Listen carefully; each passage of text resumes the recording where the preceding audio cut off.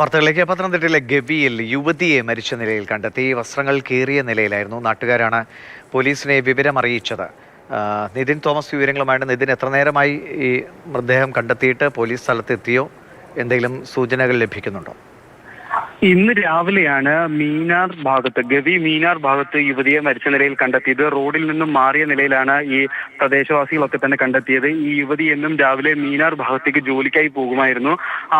അതുപോലെ കഴിഞ്ഞ ദിവസം പോയതാണ്. അതിനുശേഷം ഈ യുവതിയെ കാണാതാവുകയായിരുന്നു. ഇന്ന് രാവിലെയാണ് ഇപ്പോൾ പ്രദേശവാസികൾ റോഡിനരികിൽ ഇത്തരത്തിൽ വെള്ളത്തിൽ മരിച്ച നിലയിൽ കണ്ടെത്തിയത്. യുവതിയുടെ വസ്ത്രങ്ങളൊക്കെ തന്നെ കീറിയ നിലയിലായിരുന്നു. അതുകൊണ്ടാണ് ഒരു ബലാത്സംഗ സംശയം പോലീസ് ഉന്നയിച്ചിരിക്കുന്നത്. എന്തായാലും പോലീസ് ഇപ്പോൾ അവിടേക്ക് എത്തിയിട്ടില്ല. മൂഴിയാർ പോലീസ് അവിടേക്ക് പൊക്കോണ്ടിരിക്കുകയാണ്. നമുക്കറിയാവുന്നതുപോലെ തന്നെ ഗവി ഉൾപ്രദേശമാണ്, വനപ്രദേശമാണ്. അവിടേക്ക് എത്തിച്ചേരുക എന്നുള്ളത് അല്പം കഠിനമാണ്. അപ്പോൾ ഈ പോലീസ് ഉദ്യോഗസ്ഥർ വിവരം അറിഞ്ഞ് ഇപ്പോൾ ആ സ്ഥലത്തേക്ക് എത്തിച്ചേർന്നിരിക്കുകയാണ്. പോലീസ് ഉദ്യോഗസ്ഥർ എത്തി മേൽ നടപടികൾ സ്വീകരിച്ചതിന് ശേഷം മാത്രമായിരിക്കും ബലാത്സംഗമാണോ സംഭവിച്ചിരിക്കുന്നത്, അല്ലെങ്കിൽ എങ്ങനെയാണ് ഈ യുവതി മരിച്ചത് എന്നുള്ള കാര്യത്തിൽ വ്യക്തത വരുത്തുള്ളൂ. പക്ഷേ യുവതിയുടെ വസ്ത്രങ്ങൾ കീറിയ നിലയിലായിരുന്നു. ശരീരത്തിൽ മുറിവുകളുണ്ട്.